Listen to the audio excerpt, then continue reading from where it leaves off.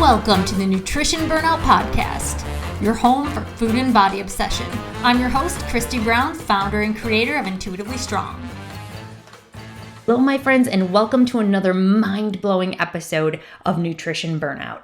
I'm really pumped for this episode here because as I am speaking, it is the Saturday of Memorial Day weekend. Oh, doggy, that one used to get me because as a former binge eater, chronic dieter, I know that vacations, weekends away, I'm from Michigan, so we go up north all the time. Going up north, it always meant binging for me. I would always try my best. I would be like, no, I'm staying on plan. I'm going to pack my meals. I'm going to make sure I bring my prepped meals and I'm going to eat this. And once the smell of the hot dogs, the hamburgers on the grill, that smell just wafted over into my general vicinity, I was like, oh, nope, done. I did not want the dry chicken and broccoli anymore. I wanted that greasy burger. I wanted the cheese. And my thought process was, well, it's the weekend. And if I'm going to do it, I might as well go hard. And then we'll just get back to it on Monday.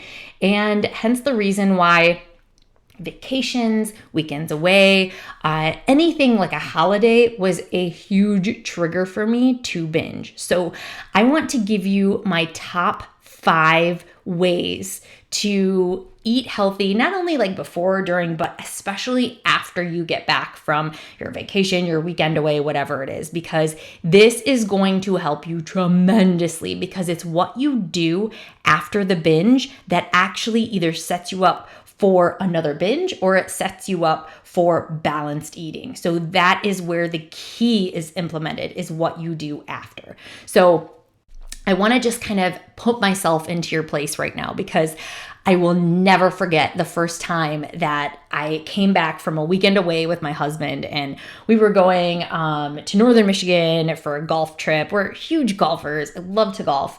And I'm like, okay, Christy, you can do this. You can do this. And I'm like, Christy, you've been practicing for so long. It's been like a year. Yeah, this was my time to shine. We were driving up there and we stopped at a restaurant to grab some breakfast before hitting the northern Michigan courses, which are freaking phenomenal and gorgeous, by the way. And my husband was like, all right, so what sounds good for breakfast? And I'm like, oh, instantly in my head, I was like, fruit, oatmeal, and some scrambled eggs. And I immediately, like out loud, was like, whoa, what the fuck? Where did that come from? And my husband looked at me and was like, what are you talking to yourself? What's going on? I'm like, it was the craziest thing when that decision, it was so lightning fast, how I was like, gosh, I just instantly want oatmeal and scrambled eggs and fruit, when normally a weekend breakfast away would have triggered me to say, let's go stop and get donuts. Let's get, all the things that I can't have before because, starting when we get back from vacation, then I'm going to need to get back on track. And the fact that immediately I had that answer, okay, fruit, oatmeal, and some scrambled eggs, I was like, man, I'm such a psychological nerd. I like to know why I feel that way, like what triggered me into thinking this way. And I'm like, okay, well, honestly, I could have a donut, but I could have the, greasy hash browns and eggs, which is totally fine. There's nothing wrong with that. But I'm like, I just knew that it wouldn't sit well on a hot summer day playing golf outside. But honestly, I wasn't concerned with what I was eating as I was to how that meal was going to make me feel afterward. So I can honestly remember a time, which is probably where you are right now, when I only wanted bad, you can't see my hands, but I'm doing like the finger quotes when I say bad foods on vacation, because that was the only time I allowed myself to have them. So it was such a fight all the time. Like, come on, Christy, you can stay on plan. Come on. And I never could because that food was just so intense because I always restricted it. And if this sounds familiar to you, then I so feel you. And you know what? Having anxiety over what you eat on vacation is a time-wasting, mental manipulating, fun-sucking beast that's going to take over your life if you let it. So when you can eat the same on vacation as you do when you're at home, you're in a good place with food. And I want to tell you another scenario that happened to me as I was healing my relationship with food. And mind you, this took me about a year, maybe even 2 years in when I experienced this. So for me, I took a very slow route to intuitive eating and more balanced eating. So I just want to let you know there is no timeline, but now my clients are feeling this time frame on like a 12-week, less than 12 weeks. Some of them are finding it within the first 2 weeks. I had a client just go on vacation and she came back and she was like, oh my gosh, instantly. She was on week 2 of my 12-week program and she's like, I already am experiencing peacefulness around food, and just like that intensity and that pull just isn't there anymore, Christy. And it was just incredible. So yeah, I'm telling you this now because believe me, I took the long way around this, and I have, with working with so many clients, developed kind of a really specific and structured route to go through to end binge eating and heal your relationship with food. So little off track there. But another thing that happened was back when we were going on this vacation and I was hungry and ready to eat. And so on this menu, it had this crispy chicken wrap, and I was like, ooh, this is where at first my second thought thinking came in, which is a helpful tool I use with my one-on-one clients. But your first thought is, I should get that salad with some grilled chicken because it's healthier and I'm going to be in a bathing suit later tonight when we hit the hot tub. My second thought is, get what you really want. A wrap with crispy fried chicken and tortilla chips. That sounds so satisfying. And I still had some nourishing foods in there. So I'm like, yeah.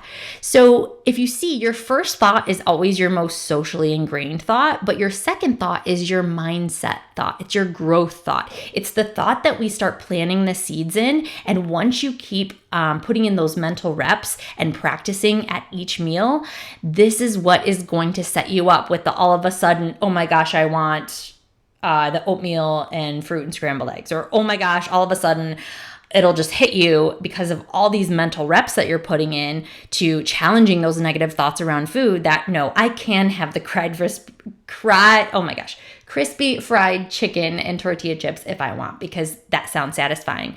I might add something to it, like pair that salad with it, because that would be awesome with it too. So the moral of the story is I ended up getting what I really wanted, and that crispy chicken wrap, that oatmeal with the fruit and scrambled eggs, all of that was so good. And to tell you the truth, I ended up getting halfway through my meal and decided that I was done because I was satisfied. You'll notice that when you're eating foods that you aren't satisfied with, you'll almost overeat them sometimes a little bit more because you're trying to find that satisfaction, but it's just not there. And what I mean by satisfaction is those foods that are like what you probably previously called bad foods, right? Like the donuts, like the crispy chicken, right? The fried chicken, like don't get those, So when you deprive yourself of those foods, it's actually only going to make your binge eating and intensity around them worse.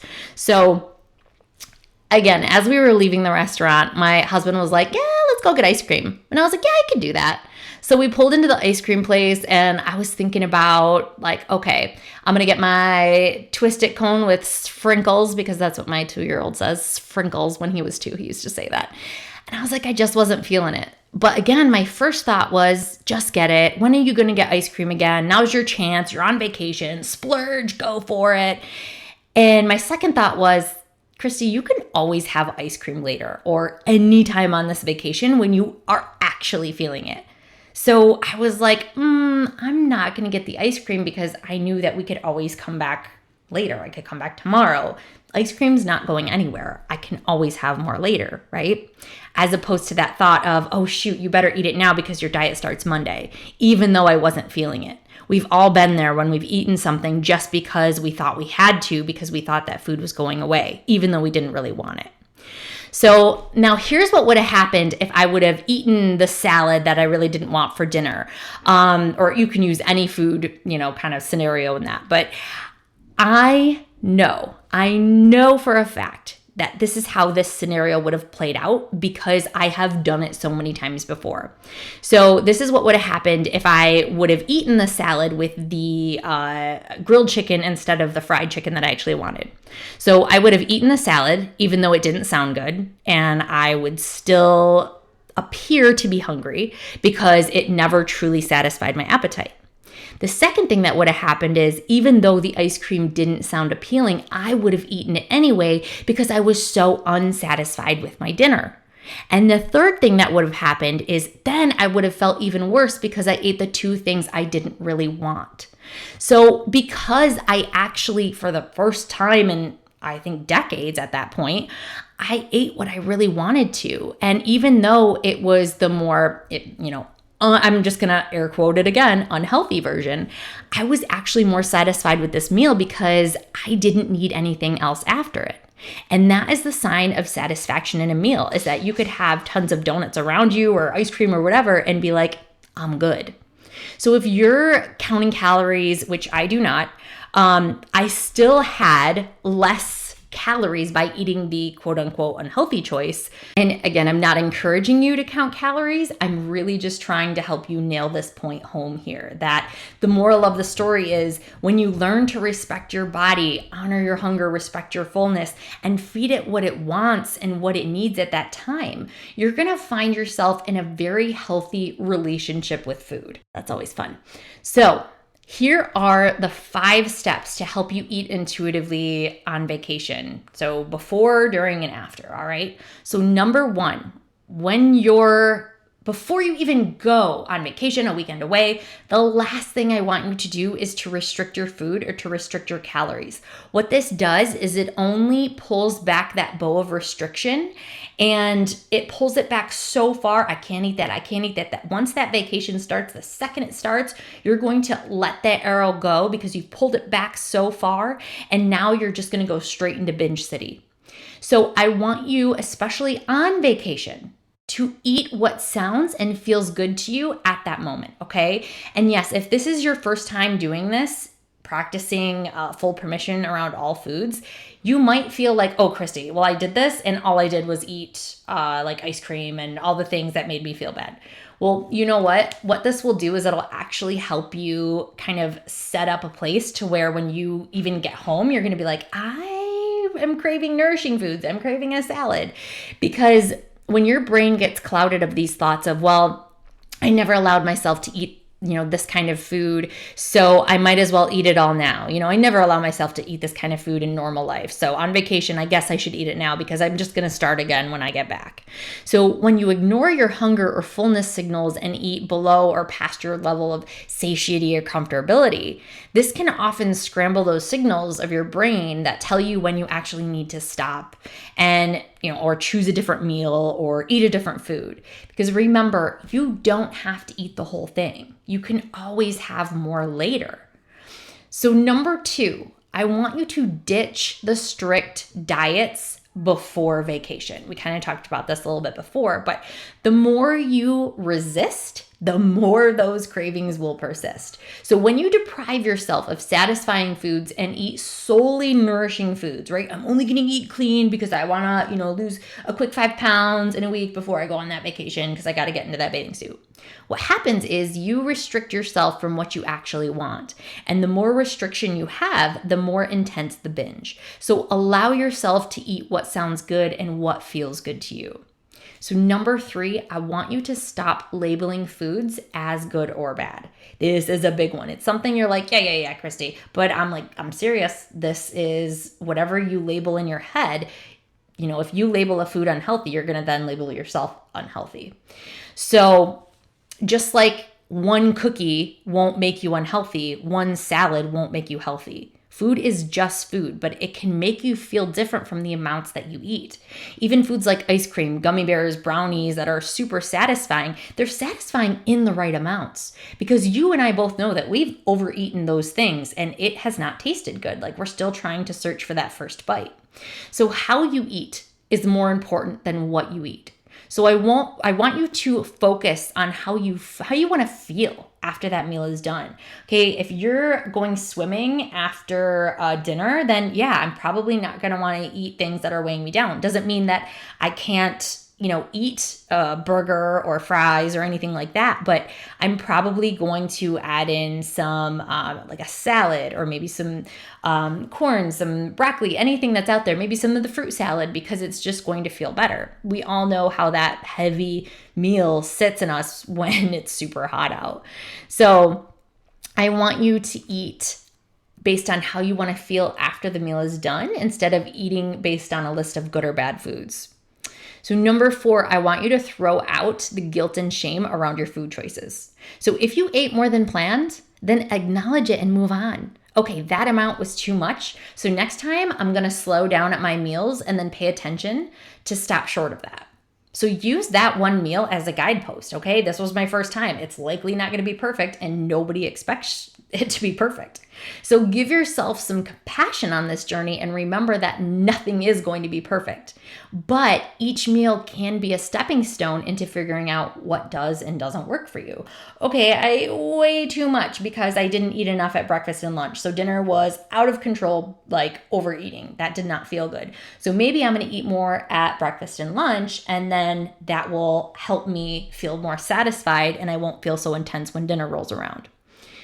So number 5, living in the gray. So I want you to think of the 2 extremes you could go for during a meal. So from the highest form of restriction to the highest form of binge eating or overeating. And then from there, I want you to find that happy medium. So if I'm going to a restaurant and I'm like, oh shoot, I want to get the spaghetti with the chocolate cake afterwards and have all the things, no big deal. You could totally have that. Or if you have that restriction mindset and you're like, oh, I should probably just get the garden salad with shrimp and no dressing, right? You have those 2 extremes. So now maybe find that middle ground. Well, maybe I'll get the spaghetti, but then I'll get the side salad with it. So now you have that middle ground and now you're getting both the things that you're craving and also the things that are going to make you feel good. So what this does is when you think about adding both nourishment and satisfaction to your plate at the same time, this means adding something that will nourish your body, because nourishing foods are most likely things that are leafy greens, vegetables, fruits, whole grains, filling fats, vitamins, proteins laden foods. So I also don't want you to forget about adding in that satisfaction. So think foods that you crave, like an extra scoop of peanut butter. So foods that you crave might be, okay, I'm gonna be okay with having this peanut butter and jelly sandwich right now. I'm gonna be okay with adding cheese or tortilla strips to my salad, or I'm gonna be okay with eating that half a donut with my soup and salad combo, that was left over from breakfast. I'm okay with that because by eating this satisfaction now, it's gonna help me from overeating later on or binge eating later on. Because in all honesty, all foods can coexist in a healthy world. And it's time that we start living our lives rather than living for the look of health. Because health is not a look or a shape, it's a state of self-care. And seriously, you can do this. I am totally cheering you on every freaking step of the way. So my friends, I hope that this 5-step guide helped you, because I know this is something that I would have needed back when I was healing my relationship with food.